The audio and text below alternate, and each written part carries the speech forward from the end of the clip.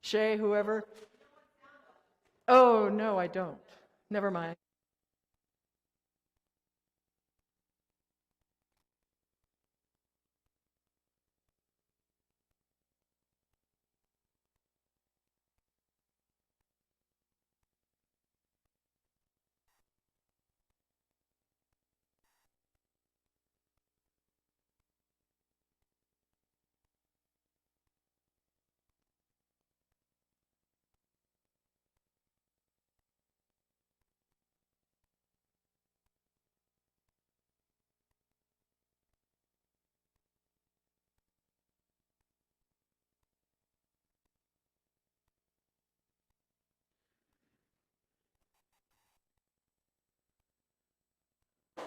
Where do I need to be here? Good morning. Here I am. There you are. Good morning, everybody. Welcome to our 10 o'clock meditation. We had a little delay here, and we're here with you now. And we have beautiful music coming for you as you join us for meditation until 10:15. And this morning, I invite you to take this thought into your meditation. It is, I become what I practice. I become what I practice. So I just invite you now to move into that stillness and enjoy your meditation with Kevin's beautiful music.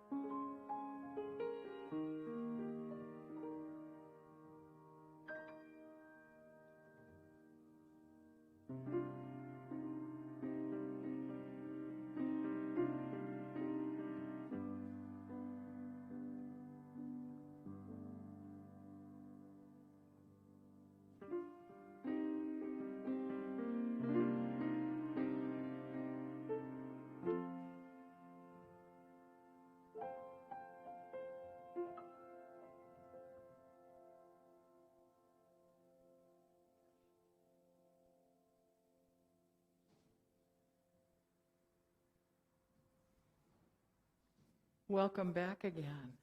I welcome you back from your peaceful meditation, enjoying Kevin's beautiful piano music. And now, this is the time here in our center that we have our meet and greet.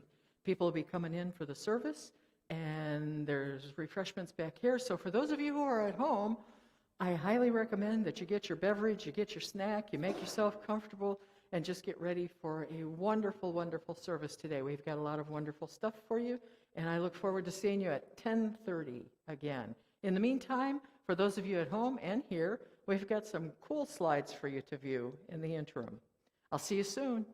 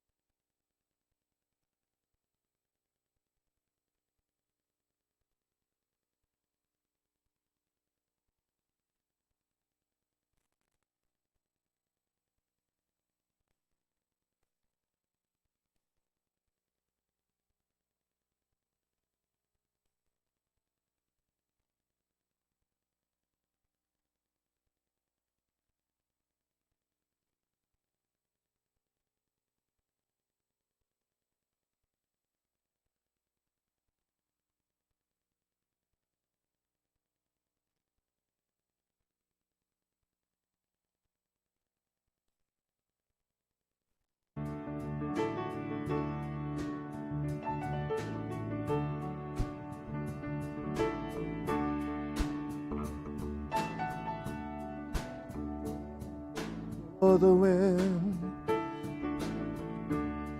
also younger than the sun. Let your body bow as one as we sail into the mystic. Hark now, hear the sailors cry.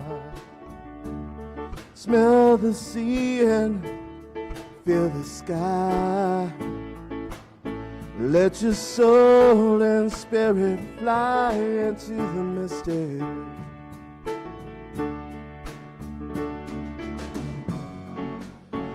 As the foghorn blows, you know we're coming home. As the foghorn blows, I wanna hear it. I don't have to fear it, and I wanna rock your gypsy soul, just like way back in the days of old. Magnetically we flow into the mystic.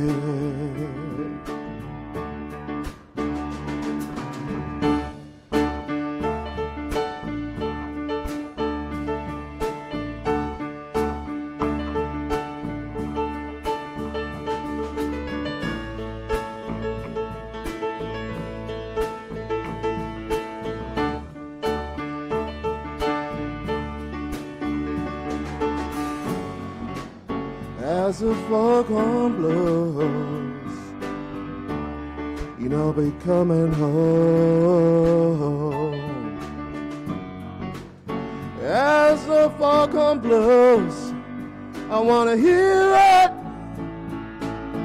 I don't have to fear it, and I wanna rock your gypsy soul, just like way back in the days of old. Magnetically we flow into the mystic.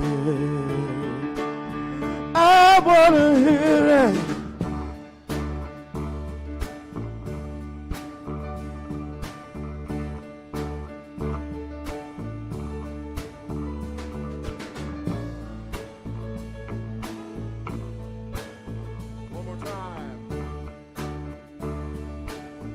I wanna feel it.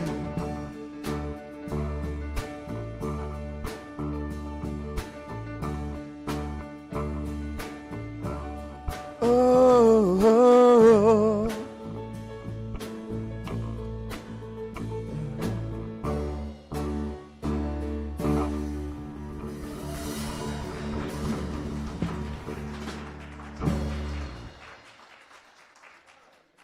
Yes, am I on, folks? Yes, thank you very much. Well, good morning, magnificent fellows. Thank you so much. We so like that song. It's just so special. Into the Mystic, old Van Morrison tune. So good morning. Welcome. I'm Reverend Nan Bankston. I'm the senior minister here at the Center for Spiritual Living in Visalia, California. And is anybody here for the first time? Just raise your hand. We've got a little package of information we'll grab for you, and we'll get it for you later. Welcome home. We've been waiting for you. So, out there, if you're here with us for the first time, welcome home. We've been waiting for you. And I do want to welcome everybody who's in virtual reality and here in our sanctuary. Wherever you may be, you're welcome, and we are so happy to have you with us on Sundays. I think now it's my pleasure to get to introduce our board president, Sheila O'Kane, who will do the announcements right after Donna Orozco talks about the first week.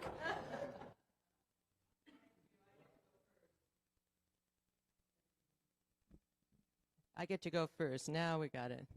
So first of all, good morning. Hi, everybody. You might notice that our art show right now is a little different. It's art and poems and sayings by our artist, who is a nonverbal autistic.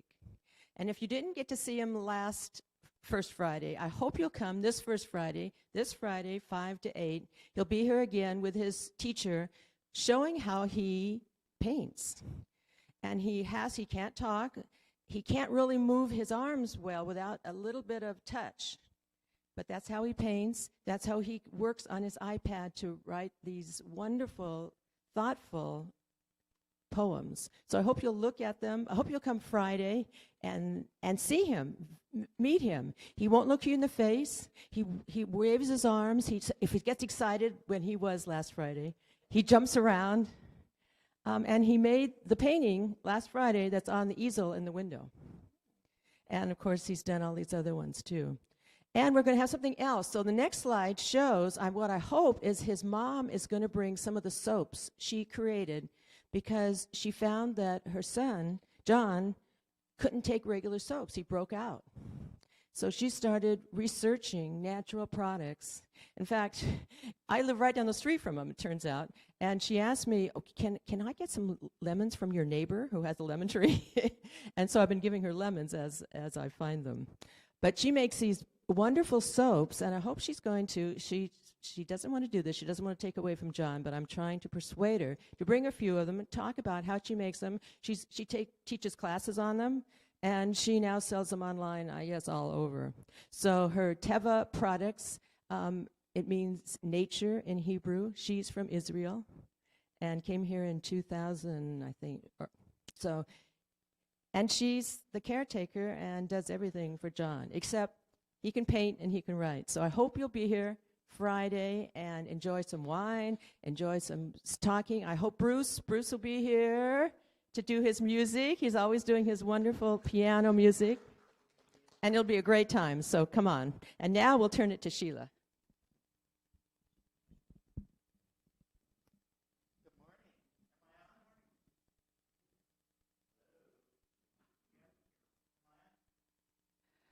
So, now I'm on.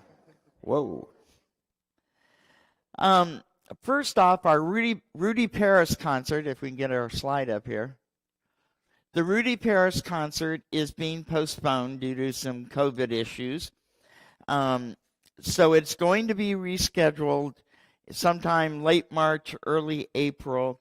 If you already purchased tickets either online or in the bookstore, those tickets will still be good for the next date. So stay tuned. It's still going to happen, and we'll get that date to you as soon as we know it. And then February 13th, day before Valentine's Day, Reverend Nan is going to do a commitment or recommitment love ceremony. So anybody who wants to renew their vows with their significant other, their partner, I'm trying to convince mine to come so that we can just get married on that day. But we're still working on it. It mainly depends on the marriage license at this point. So that'll be February 13th, right here during the service, right? Right during the service. Right here in River City. And then let's talk Science of Mind with Reverend Nan. That is Wednesday at 1:30. We had a wonderful conversation, the first one last Wednesday, about the word absolute. And it was interesting that the definition in the Science of Mind textbook that Ernest Holmes used is a little different from the definition you would find in Webster's. And so we got into redefining the word all the way around, and it was fascinating, the discussion we had around that one word. So we're going through the glossary, and we're going to be discussing each of these words in the glossary and looking at the difference between the Science of Mind definition and the regular dictionary definition. Sometimes it'll be the same, sometimes it won't. You have to show up and find out. So it's a lot of fun. And then, we need help. Up here in the sound booth, see all of our crew up there? In order for people to rotate, we still need a couple more people. And let me tell you, you don't need to know anything about being a sound engineer. right? Because everybody up there learned it on their own. Stan started the fad, and he learned everything about that up there. And then we got some more people, and we need a couple more people up there so that they're not up there every Sunday and we can rotate. So if you're interested, you can contact me, Reverend Nan, Stan, Donna, and we'll get you started on that. So it's actually kind of fun to go up there and play with those switches and all that fun stuff.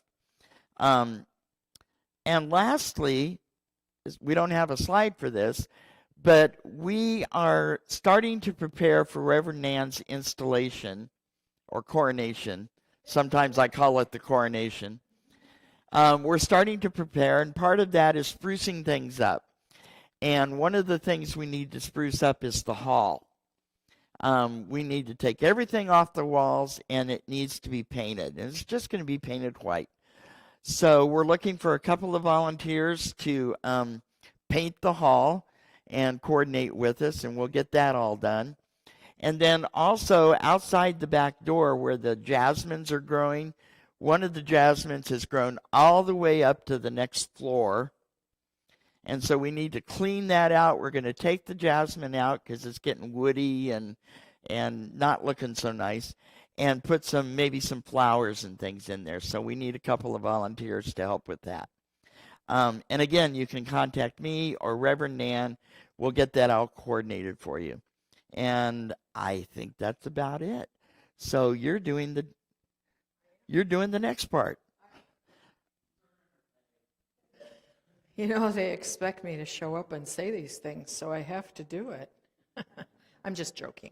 I love being here, and I love what I do, and I love this center. It's magnificent, magnificent indeed. So I do have another announcement that isn't on the agenda here. Today is the beginning of the season of nonviolence.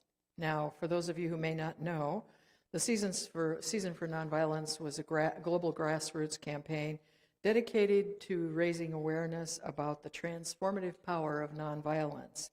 And it was established by Gandhi as a yearly event celebrating the philosophies and lives of Mahatma Gandhi. It was Aaron Gandhi who started it, and Martin Luther King Jr. The season marks the 64 calendar days between the memorial anniversary of the assassination of Mahatma Gandhi on January 30th and Reverend King on April 4th. And Dr. King said, "Nonviolence is a powerful and just weapon which cuts without wounding and enables the one who wields it. It is a sword that heals. Nonviolence is not a garment to be put on and off at will. Its seat is in the heart, and it must be an inseparable part of our being." So I just wanted to mention that. Also, I'm doing our inclusivity quote. And if you want more information on the season of nonviolence and how to participate in it, just at home in everyday meditations, you can go to the Association for Global New Thought website, AGNT, and be able to get information. They have 64 days of meditation that are just beautiful. They're just little meditations that you can use. So today, on behalf of our inclusivity team, it's my pleasure to offer this thought in alignment with the season of nonviolence. It's a quote from Dom Helder Camara, who was a Brazilian Catholic bishop, and he wrote, "It is useless to dream of conforming society without a corresponding deep change in our inner lives." And that actually happens to be what's going to be our topic for February, living everyday wonder in our inner lives. So be ready for that. And now it is my absolute pleasure to introduce our Practitioner 2 student, Scott Edwards, who is going to provide, this is his maiden voyage And he's still in training, and he's finishing Prac 2, and he'll be licensing in June, somewhere May, June, somewhere in there. But in the meantime, we're getting him ready, and so he's going to provide our affirmation today and our spiritual mind treatment. Now, usually, our practitioner on the podium also has 1-minute miracle prayers available for everybody in the room over there, our practitioner room. Sharon Bannister will be there because she is one of our 2 licensed practitioners, and she'll be there if you'd like a quick affirmative prayer after service. Scott, it's all yours now. Thank you. How are you? How is everybody today? I'm going to start with the monthly affirmation, or the daily affirmation, and it's something you should have seen on the screen already. I become what I practice. I want you to repeat that with me, if you will. I become what I practice. Very good. Now I invite you to go within to the stillness within while I pray. I know right here, right now, that God is the power behind all that exists. Spirit is all life, and Spirit is all light. And it is an infinite light that is ever consumed, and it is always within us. I know that God Almighty is within me, and I am one with its power always. I am one with the light always.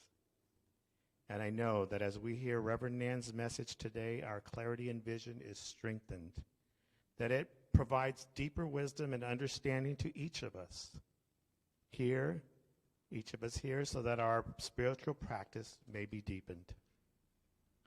And I am grateful for all that we have and for all that we receive here today. I now release my word unto the law, knowing that it is already done, and so it is.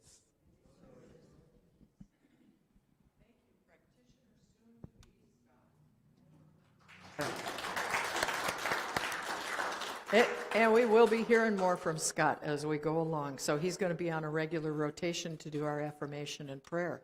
And now it's my pleasure to introduce our wonderful singers. I have Deanna Saldana, Hope Garcia. We've got Kevin and Edward and our drummer, Magnificent Joe. So take it away, guys.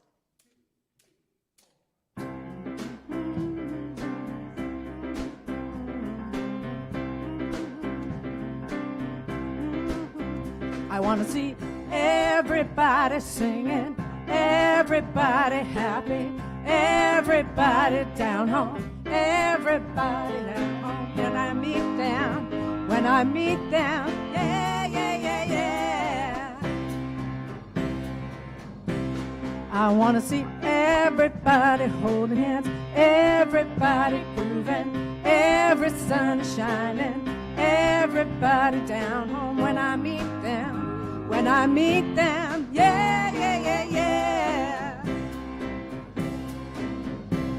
When I meet them, yeah, yeah, yeah, yeah.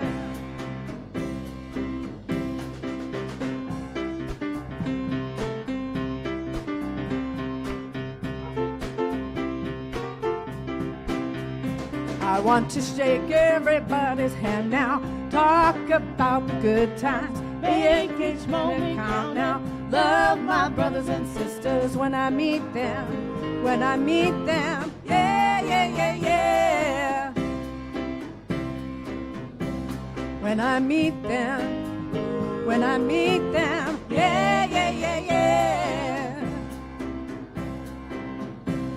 In this tiny little world, people's all we got. Have we forgotten how to love? How to love?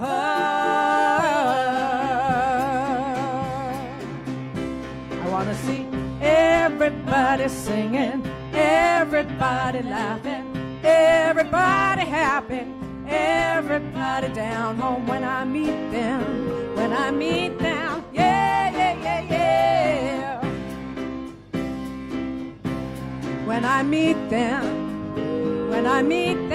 yeah, yeah, yeah, yeah.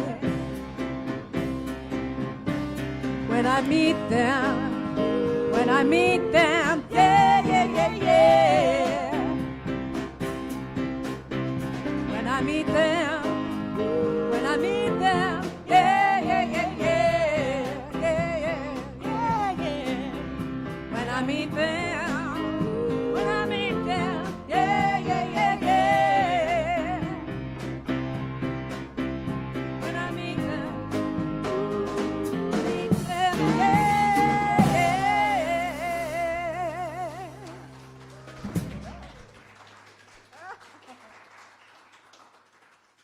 And I didn't know that Hope's wonderful daughter, Dawn, who also sings with the choir, was going to sneak up there and harmonize with all of them. So that was a little bonus for us. Way to go, family. Well, good morning again. And, oh, that's nice. Good morning. Let's do that again. Good morning. Oh, I love it. I love it. And for all of you out there, you can be hollering good morning at us. We'll hear it all the way out here in Visalia. I just know it. So, happy Sunday. Once again, everybody's welcome here. And it is so wonderful to have you all with us every week, whether you're here or whether you're at home on virtual viewing. And here we are at the end of January practically. You saw the slide about Groundhog's Day coming up, right? Oh my goodness. I can't believe that the month is almost gone. Well, you know, we're going to continue our monthly theme of Living Everyday Wonder, and my talk title today is Practice Makes Perfect. Now, that's a statement I think we have heard many times in our lives. I'm sure I have. And I wonder if we sometimes just take it for granted. And we don't really consider the depth of the intent. You know, I've heard famous athletes interviewed about their success and asked how they won the games and how they became so successful. And the answer is always the same. We practiced and practiced. Every win helped them prove that their practice had been effective, and if they lost, they went back and reviewed what plays and strategies had contributed to the loss. And once they practiced the areas that they needed to improve, they went out again with the intention of winning. And many times they did. And when they didn't, they went right back, and they went back to practicing. And I think that could be said for each of us as individuals. You know, when we began to crawl, we were trucking across the floor on all fours, sometimes with amazing speed if you happen to be the one trying to catch us. Well, when we learned to stand, we practiced holding on to the edge of things. And we had people in our lives who would hold on to our little hands and let us toddle along in front of them, learning how to walk while they were right there behind us and sometimes ahead of us, ready to catch us or keep us from harm. And finally, man, we could walk on our own, and then we ran, and we kept running, and we kept growing. And how many of us with children, I don't mean to bring up a touchy subject, but how many of us with children experienced that stalwart independence when they would say, I can do this, just let me do it? Well, we might have been fearful for their well-being and safety, or their desire for independence at that time outweighed their abilities. You know, when my son was young, he was 6, 7, or 8, I think he lived to take apart everything that he possibly could. Every present that he got, he took it apart, and he loved to get his hands on transistor radios. Those are old, ancient, I know, but he would take all those little pieces apart, and he would say, I can do it, I'll put it back to bed, I know I can put it together again. Well, I got to tell you that his room for a number of years was just littered with all these little pieces of parts and transistors and wires and I don't know what all. They never did make it back together. No, they never did fit back. But he kept on taking things apart and putting them together, and he became a master mechanic. And he is now in his dream job restoring and renovating classic and special cars, special vehicles, model vehicles, old ones, things like that. I don't even know what they are, but he does. And it requires that he take every single piece of the vehicle apart, catalog it, he takes pictures of it, he works in this Gigundo warehouse that is just for these vehicles, And he puts them out on tarps, and then he puts everything together again after he gets the parts that he needs, or the new ones. He persisted. He persisted in developing his curiosity of how things worked and his dismantling skills, and it has paid off handsomely, I'll tell you. How many of us have tried to learn a new skill, a new musical instrument, or a new technique in art, or something that's required for our work? We had to start from the beginning and practice, right?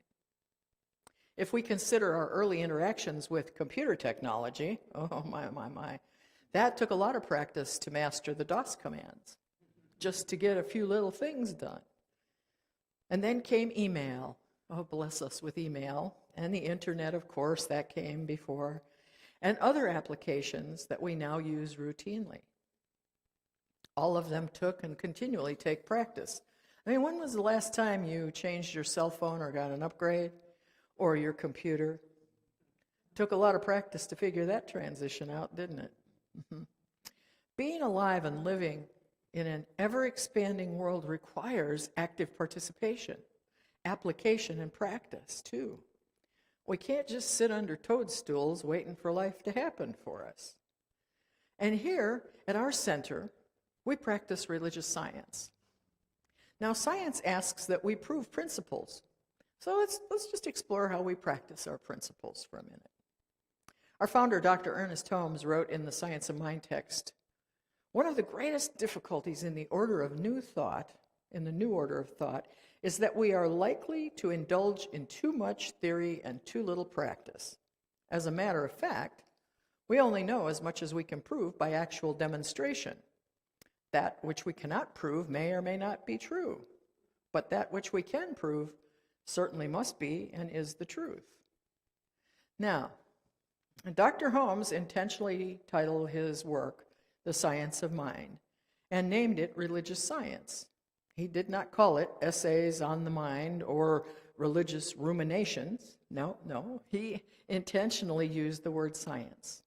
And the Oxford Dictionary defines science as the intellectual and practical activity encompassing the systematic study of the structure and behavior of the physical and natural world through observation and experiment. Intellectual and practical activity, observation and experiment. If we accept science of mind, religious science, as science, then a mere intellectual knowledge of spiritual principle is insufficient. And simply talking about it and announcing spiritual principles with snappy platitudes really demonstrates nothing more than our spiritual immaturity. Or as he writes on pages 51 and 52 of the text, it's easy enough to rush about shouting that there are no sick people, but this will never heal those who appear to be sick. And it's very easy to proclaim that there are no needy, but it doesn't put money in people's pockets to buy food. Anyone can say this whether they are wise or unwise. If we are to prove such statements to be facts in our experience, we shall be compelled to do more than announce a principle, no matter how true it may be.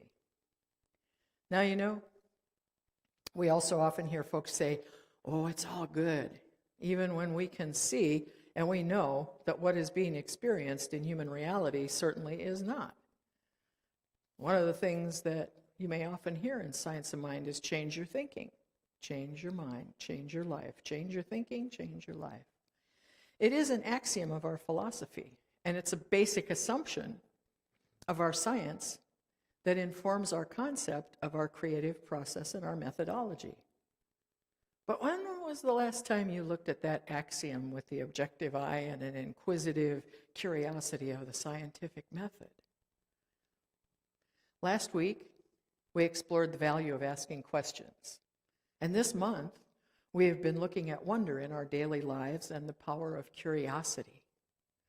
What questions can you think of that would open a greater inquiry into the explorations of this axiom? We've already seen that simply stating spiritual principle doesn't change our experience.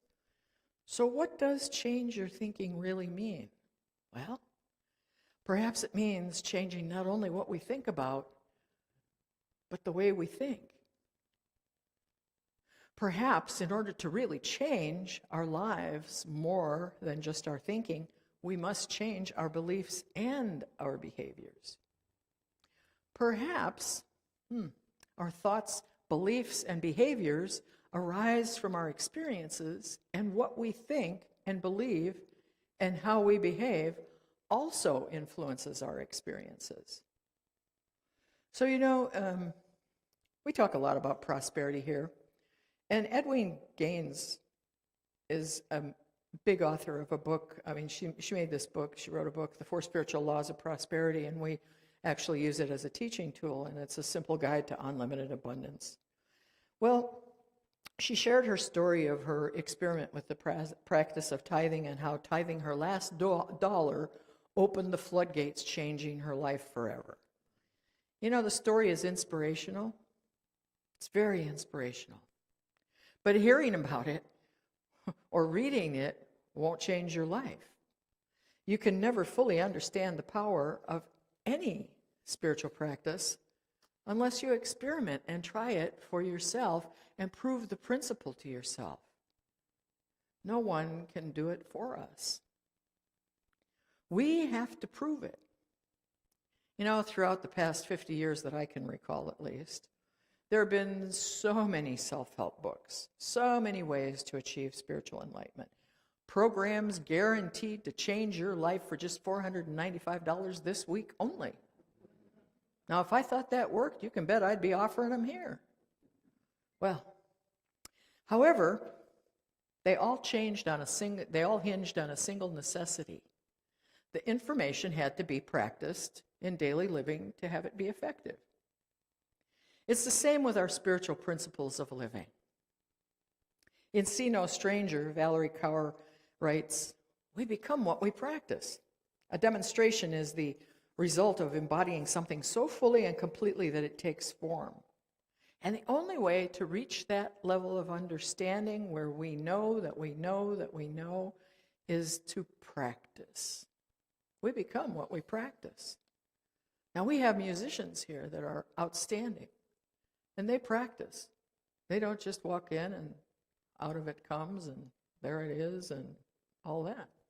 They practice. They practice to get to where they are now.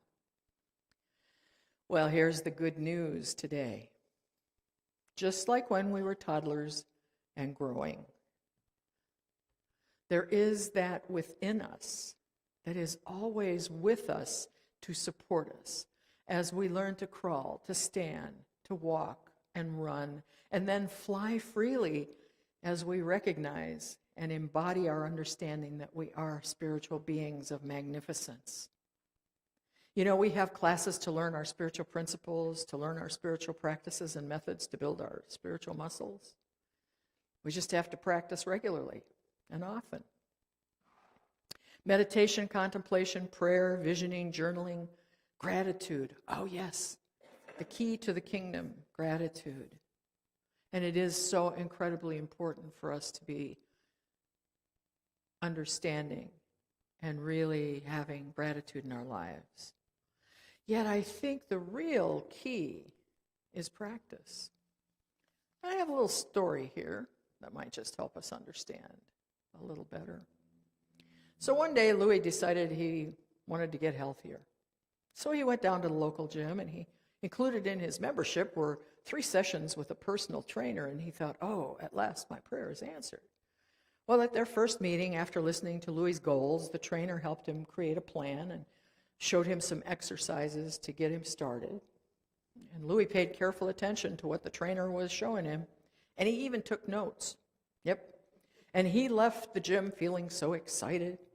He met with the trainer again a few weeks later, and the trainer gave him some more exercises and suggested a couple of classes that he might like.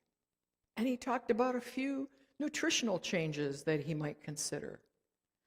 Well, come the 3rd episode, Louis is complaining to his trainer that he's just not seeing the results he had hoped for. The trainer was curious, and he really wanted to be able to help Louis more. And so he asked him some questions. He said, which classes have you taken? And he said, none. And he said, well, what dietary changes have you made? And Louis said, none. Well, what about the exercises I showed you? Which one do you like best, and which ones do you do most often? And Louis looked at him and he said, wait a minute. You mean I have to do these things? I'm really supposed to actually do them?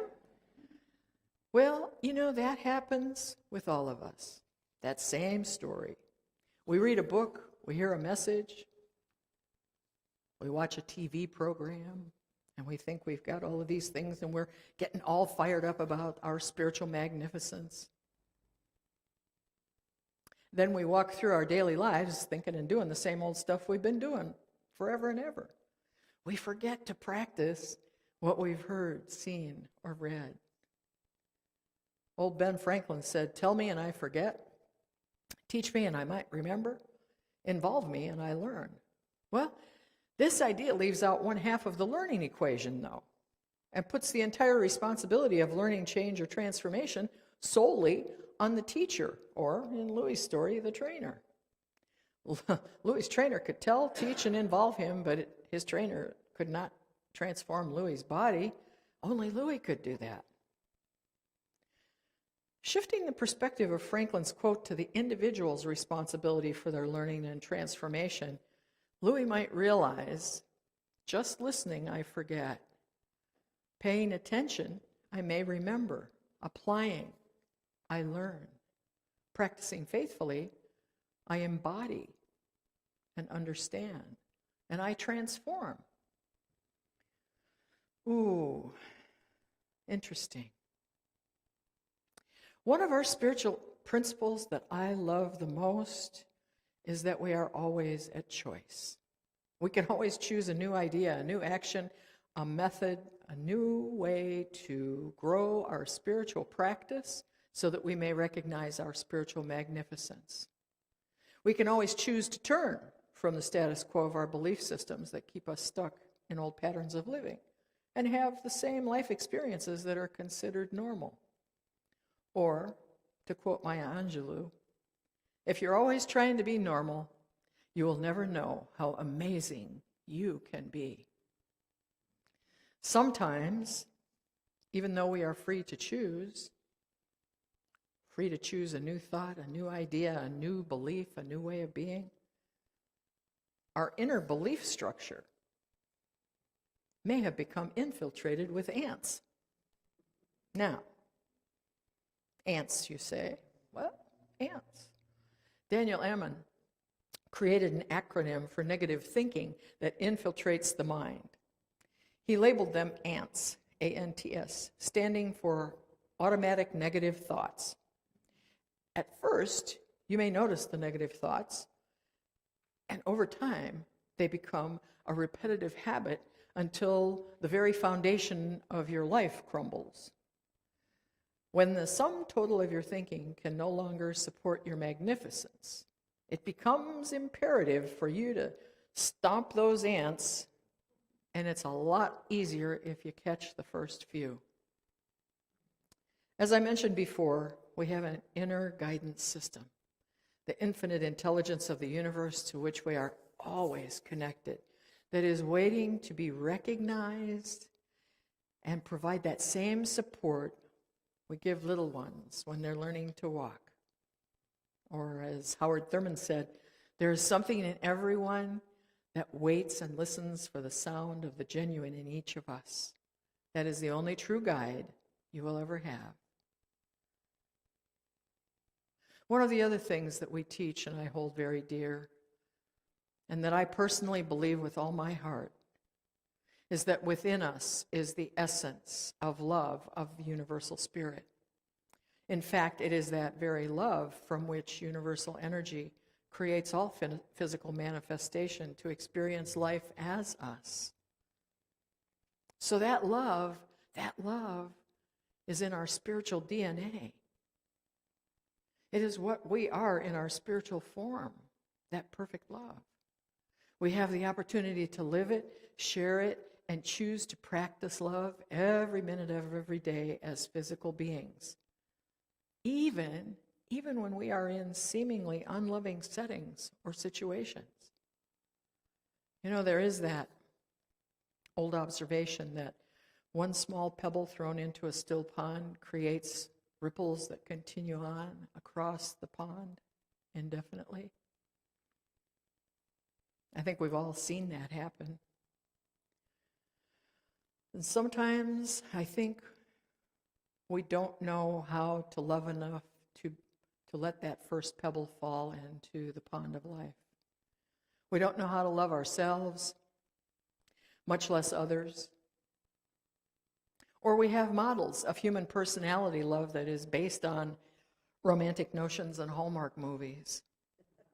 And all of those are sweet, and they make our hearts light.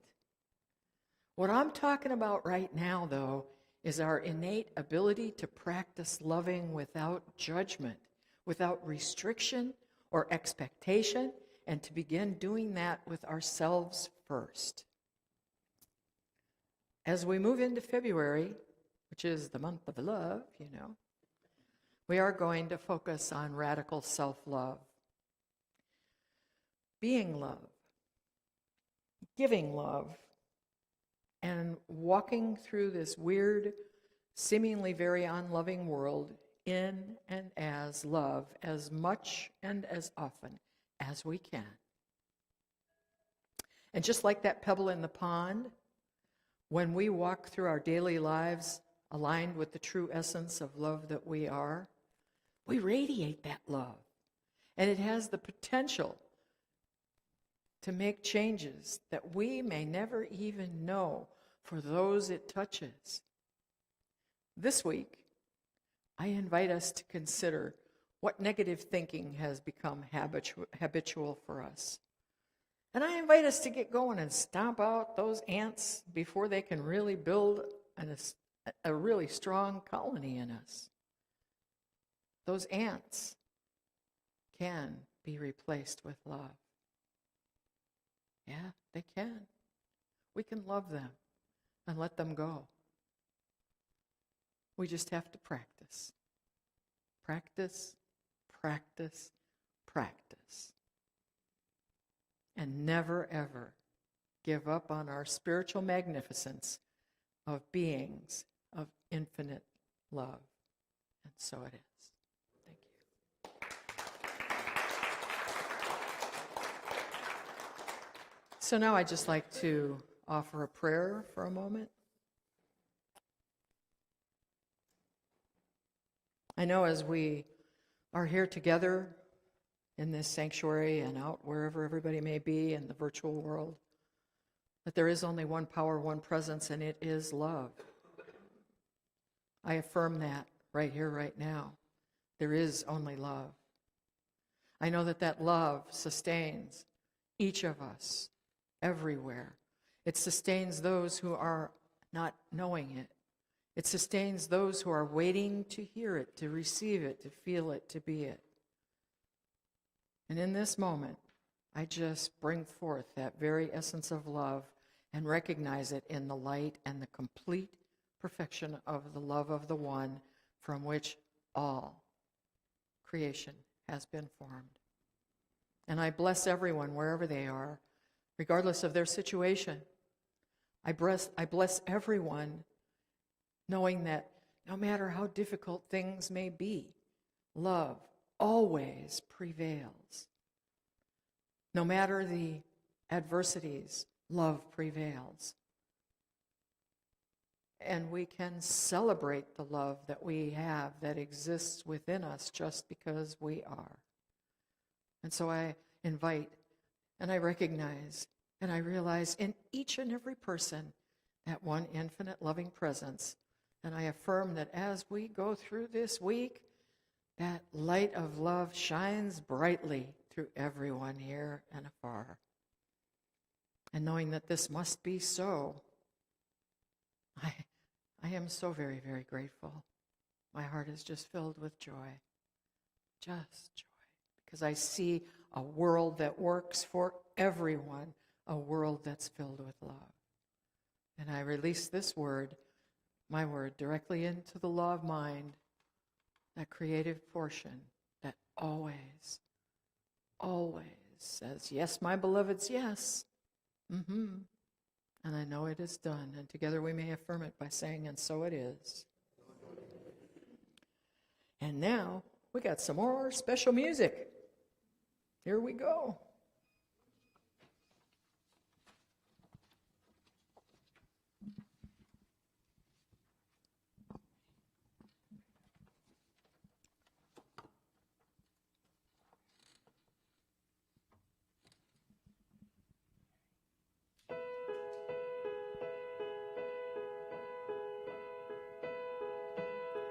I can almost see it, that dream I'm dreaming, but there's a voice inside my head saying, you'll never reach it.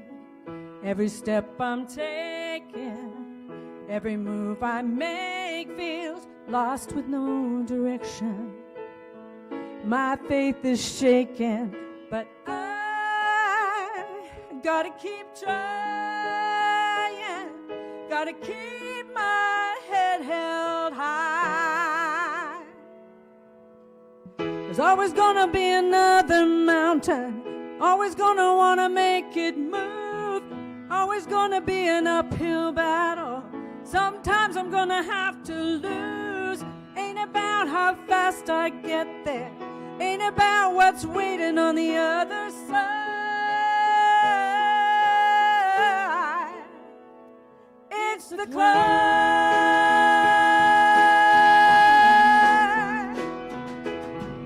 The struggles I'm facing, the chances I'm taking, sometimes it might knock me down, but no, I'm not breaking. I may not know it, but these are the moments that I'm gonna remember most, yeah. Just gotta keep going, and I gotta be strong, gotta just keep pushing on. It's always gonna be an uphill mountain, it's always gonna wanna make it move, always gonna be an uphill battle, somebody's gonna have to love. Ain't about how fast I get there, ain't about what's waiting on the other side. It's a climb.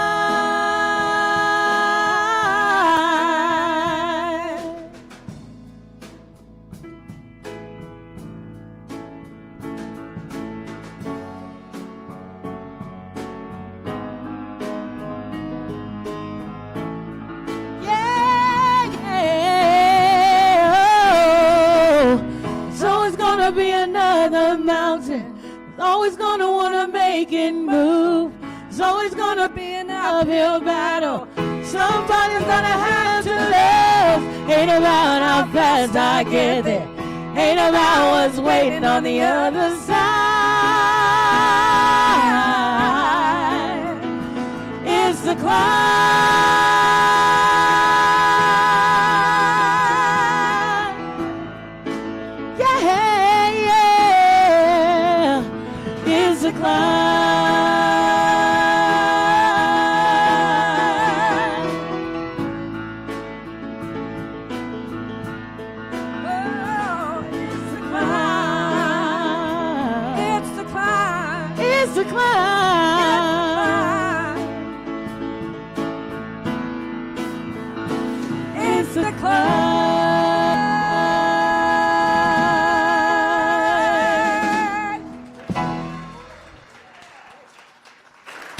Oh, my goodness. Oh, we are so blessed to have these wonderful musicians and vocalists. I tell you, we are so blessed. And we are so blessed in so many ways. And Chris, if you would like to, this is begin your distribution here. So this month, we're blessed because we have such wonderful people who support this center. And all month, we've been talking during the Prosperity Affirmation about our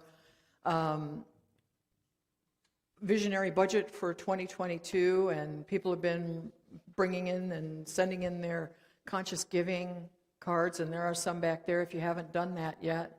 And you're getting some gold coins today. And so these gold coins are a symbol of the divine abundance that flows through each and every life. And you're getting 2 coins. You're getting 2 coins because these are gold, and we know that gold is. We know that gold is gold, and it's good.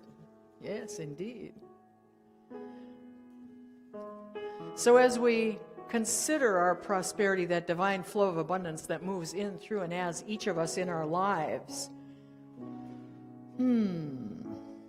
with these coins, I celebrate your prosperity. This center returns to you the gold that you have brought to us with one of these coins. And so that everyone may participate today in conscious giving as we, whether you have anything you're going to put in our greeter, our ushers, conscious giving, I don't know, we've got these bags. I don't know what else to call them. They're bags. They're money bags.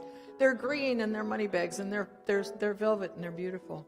Whether you put anything else in, I would like for you, in good faith and trust, to know that you are always abundantly prospered and fully supported in everything in life. And so you may put one of your gold coins in, knowing that it will return to you 1,000,000-fold. So if you'd like to start your collections with the green money bags, yes. And for those of you who are out there in cyberspace, you can actually, if you'd like to participate in giving your gift to our center, we have a little donut. You see, I've done donut button all month. I did better last week. I got a donut thing going on, man. We have a little donate button on our website and on our Facebook page, and please feel free to open your hearts and give to the extent that you would like. We know that everything is a gift of love, of spirit, everything the divine flow of abundance through our lives. And so as you take these little gold coins home with you today, I want you to just put them someplace special. And whenever you think you don't have enough, whenever you think you're not living an abundant life, whenever you think that you're feeling that there's a shortage of prosperity, I want you to take a look at that little gold coin and know that you are always, always fully supported and abundantly prospered by that one. And so it's with great, great love in my heart that I receive these gifts of love from Spirit, knowing that it is the pure love of Spirit that flows through each and every person here and wherever you may be that supports this center and allows us to do good work in our center, in our community, and in the world. And so I bless these gifts, and so it is. And I do give such great thanks for the abundance that flows through here and the generosity of Spirit in time, treasure, and talent. And we forgot to do the prosperity affirmation. For heaven's sakes, let's get it up there. I was so excited about the gold coins. So before you gave your gift, but now you can do it anyway, you just go ahead and hang on to your gold coin and say, "My prosperity increases as I practice my conscious giving." And there you go. Go ahead, say it again.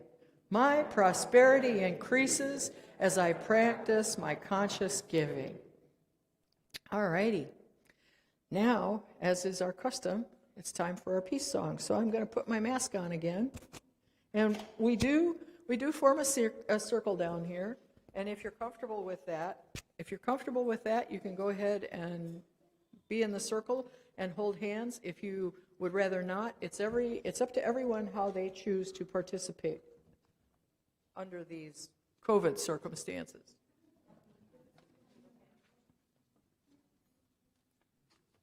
I'm getting there.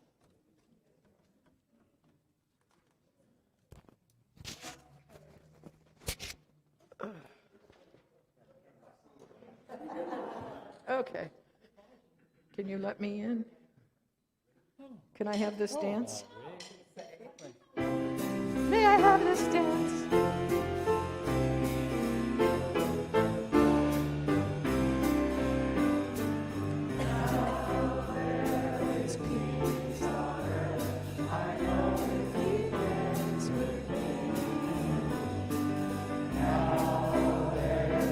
Peace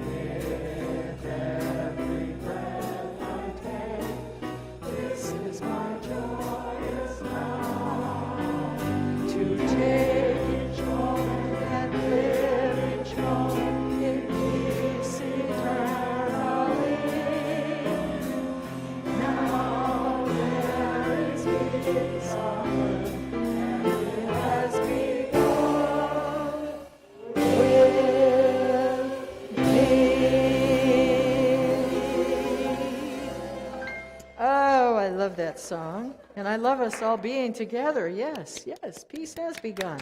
Indeed it has. So now you know how this works. This is a little fun benediction we do every week, and you can repeat after me if you are so moved. Alrighty, ready? Something wonderful is happening through me right now. It is this thing called life. Oh, life is in my mind. And life is in my body. And it's in the body of my affairs. Each and every one of them. Yes, indeed. All right. I think it. I feel it. And I love it. Just the way that it is. And just the way that it is not. Thank you, life. And have a wonderful weekend. Wherever you are out there in Cyberland, we'll see you next time.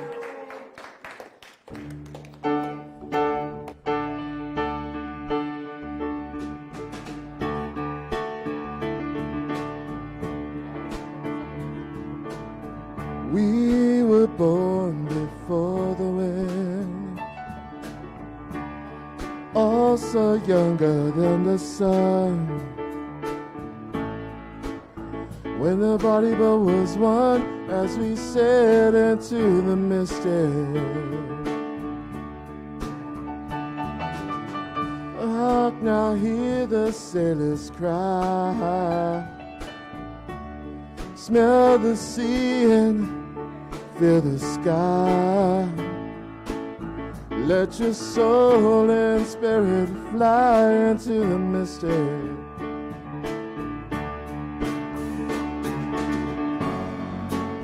When that foghorn blows, I'll be coming home.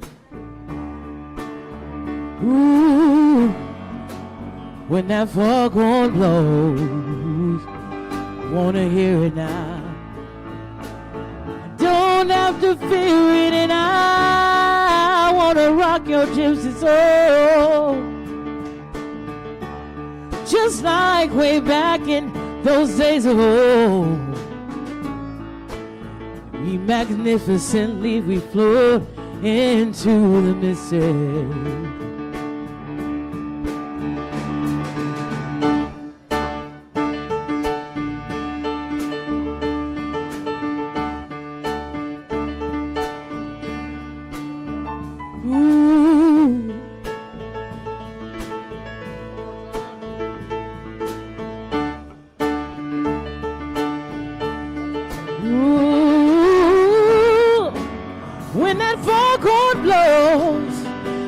You know I'll be coming home, yeah.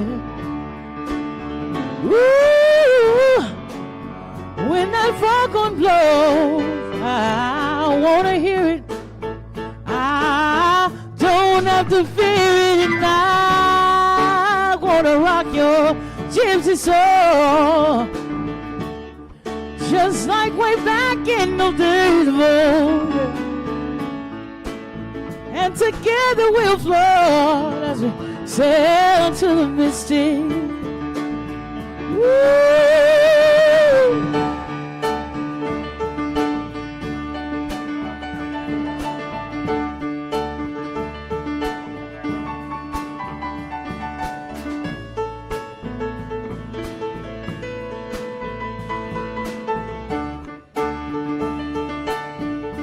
Too late to stop now.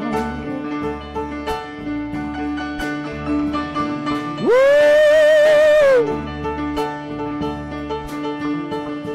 Oh, oh, oh.